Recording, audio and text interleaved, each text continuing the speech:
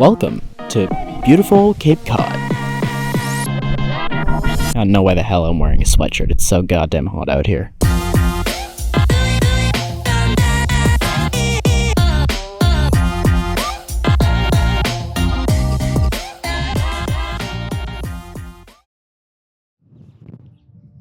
As someone who lives in central Boston-ish and regularly spends time on the Cape, I'm always pissed off by the transit options.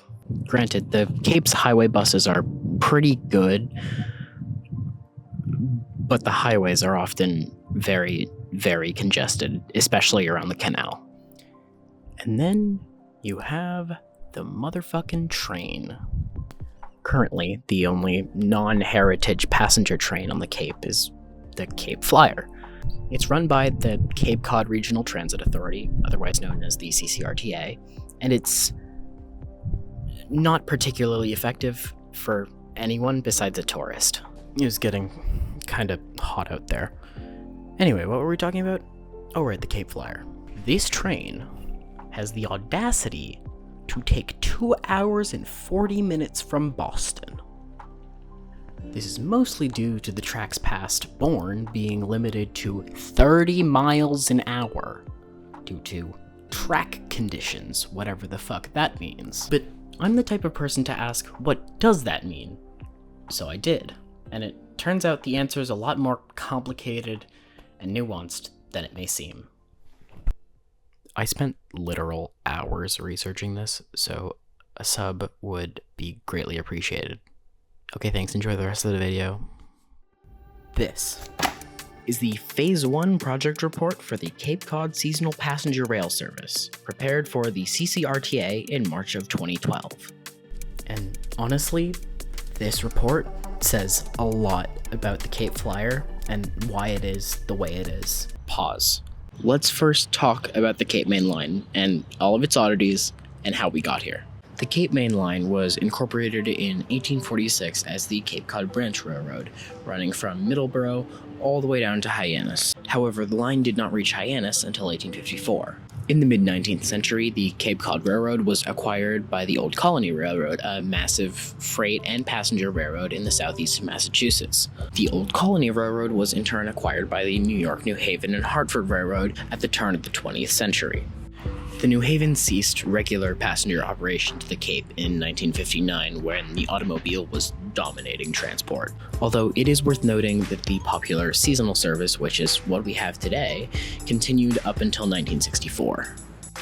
Amtrak also tried their hand at a Cape Cod passenger train in the 1980s and 90s with the Cape Codder from New York, but it kind of went nowhere, and it's also not a direct connection to Boston, so I'm ignoring it.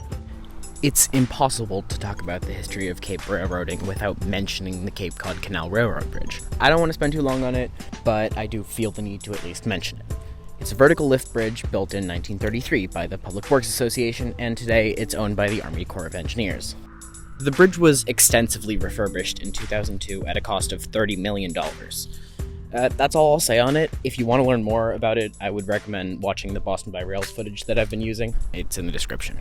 Okay, now that I've covered its history, let's talk about the Cape Main Line today and how it could be improved. And to do that, we need to go see the line in person.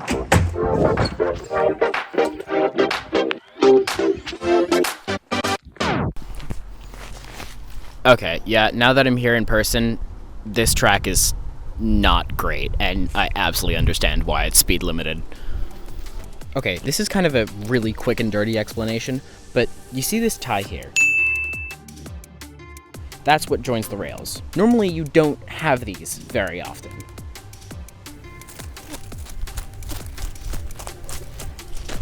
One.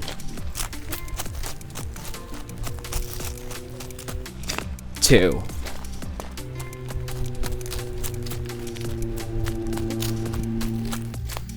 Three. And I'm maybe 50 feet from the crossing. It also gets substantially worse around curves.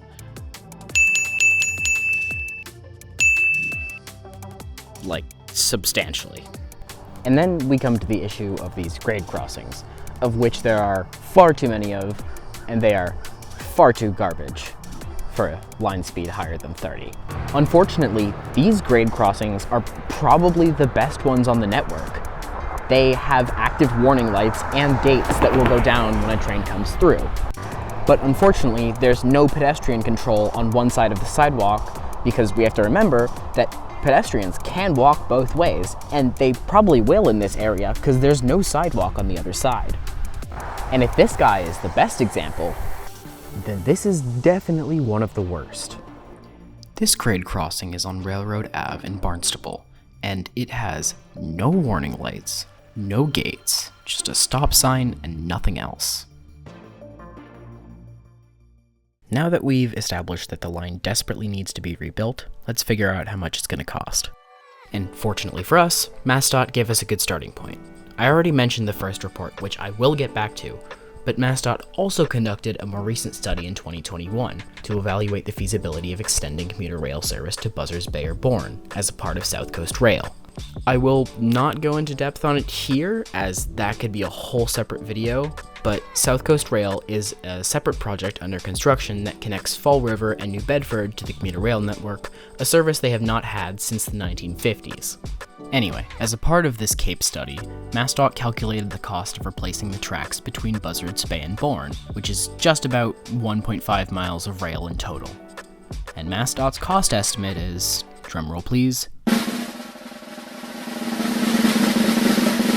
$5.8 million. That is $3.87 million per mile. But it's important to remember that MassDOT is preparing the line for intense commuter rail service, not 3 round trips a week for less than half the year. So, just for kicks, I asked ChatGPT how much it would cost to upgrade a line to Class 3 speeds. ChatGPT said the cost would be somewhere between $1 to $3 million a mile, but that includes signaling. On the other hand, there are many more grade crossings between Bourne and Hyannis, so I'm not really sure who is closer. And unfortunately for me, there isn't concrete data on the cost of new rail, or even if Class 3 tracks are allowed to be jointed rail or not. Even if we go with the low-end estimate of $1 million a mile, that's still $33 million for a line that sees a couple of trash trains and passenger service for only half the year. Okay, now that I've gone over everything else, let's return to that report. When the CapeFlyer was being planned back in 2012, the MBTA was in deep financial trouble. The CCRTA didn't want to be seen adding to that trouble, so they opted to run the service independently from the MBTA and for market rate prices.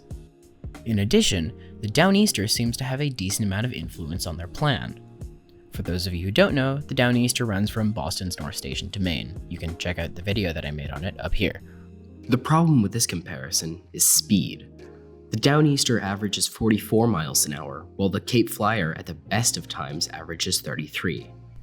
The Downeaster is also heavily subsidized, recently receiving $28 million for track improvements in Maine and New Hampshire. And as far as I can tell, the only improvements ever made to the CapeFlyer was an initial about $4 million invested and then an additional $3 million invested over its lifetime. And the frustrating thing is, more investment would make sense. The Cape sees 5.5 million tourists every single year, and capturing a small fraction of that demand would A, lead the train to be amazingly successful, and B, decongest the Bourne and Sagamore bridges. While we're on the topic of bridges, let's talk again about the Cape Cod Canal Railroad Bridge and its owner, the U.S. Army Corps of Engineers. They have been a major thorn in the CCRTA's side when planning the CapeFlyer, as they own and control the bridge. And in 2023, when the CCRTA tried to add a second round trip, they were shot down by the US ACE, at least according to a post they made on Facebook. It's understandable, but nonetheless frustrating, as the Cape really needs more off-Cape connections and more frequency. Now, at this point in my research, I got kind of sad, but you shouldn't, and here's why. Normally, transit projects don't get much local support. They're generally seen as pretty destructive. But in this case, the project isn't very destructive, and the locals really do seem to like the idea. The majority of respondents in the CapeRail 2021 study wanted service to extend all the way to Hyannis, but commuter rail service was deemed too costly. In addition, representatives from both Falmouth and Barnstable have been proposing mandate bills to extend commuter rail service to Buzzards Bay for literal years at this point. People and representatives clearly want this service. So let's make it a reality. If you live in Massachusetts, call your local legislator or go to malegislature.gov/search/findmylegislator. Express interest in the CapeFlyer and its expansion, and complain, but politely, about its speed. Even though one voice probably can't do much, 1,000 or 100,000 probably could. And from reading past public comments, I know you won't be alone.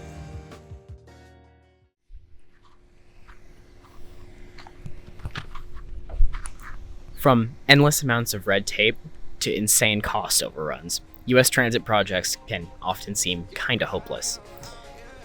I'm often a transit doomer myself, and it's nice to see that there are actually people who do want better transit, and who aren't just NIMBYs. It reminds me that this world isn't just full of horrible people, and that humanity does have something left. Until next time, peace. Flip a bag, now I'm serving a Tesla. Going